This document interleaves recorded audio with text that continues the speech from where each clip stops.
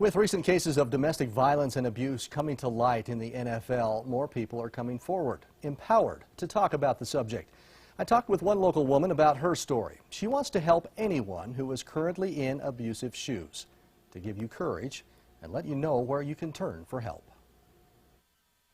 After a season of controversy and negative headlines, NFL Commissioner Roger Goodell agreed. It has been a tough year. First, the Ray Rice incident, where video surfaced of the Baltimore Ravens running back hitting his then-girlfriend turned wife in an elevator.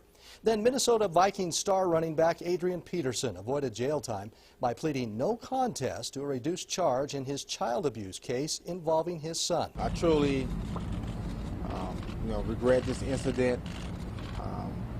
I stand here and I take full responsibility for my actions. I love my son. It's high-profile cases like these that are starting to spark discussion.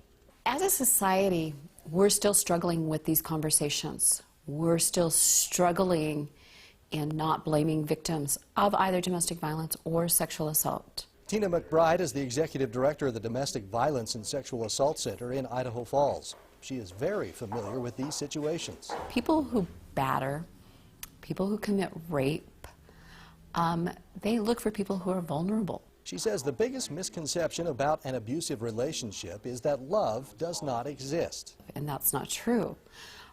There is love in these relationships. They would like these relationships to work. Unfortunately, it's unhealthy love. It's not a healthy relationship. Honestly, are not so much in love at times, but we're in love with the fact of being in love. And so therefore we accept things that we oftentimes wouldn't from somebody. This is Debbie. She knows. Her incident happened in 1997. Now, she just wants to help others. People who, women, families who are in abusive situations or homes, were raised like that, and it becomes normal to us. What's normal to one person may not be normal to another. There's lots of signs. The manipulation, control, isolation of your friends, what you can wear, who you can talk to, where you can go. If you don't text them back, if you don't answer their phone calls, if they tell you what to wear, if you can't hang out with certain friends, you need to tell somebody. McBride says oftentimes a person might not be quite sure what is happening in a relationship. They may feel it is not right, but they're not sure that it really constitutes somebody being abusive.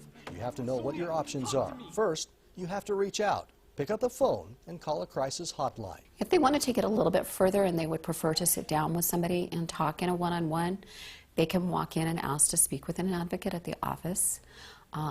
Explain, and really, if they want to give no detail when they come through the door, or pick up the phone, they don't have to say who they are.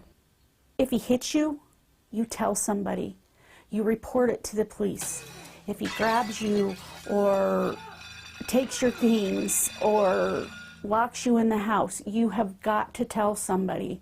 And for your own safety and those that you love and that are around you, reach out. And I'm not going to lie, it's not an easy thing to do, but in the end, it is so worth it. It is so worth it. My life today is amazing. I have amazing grandkids. I have amazing children, and it doesn't have to be what you're used to.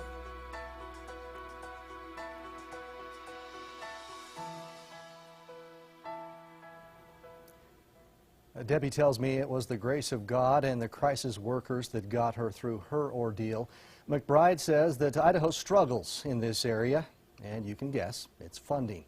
The state supplies between $300,000 to $400,000 a year into all crime victim programs, not just domestic violence victims or victims of sexual assault. That money is spread thinly into 30 or 40 programs throughout the state.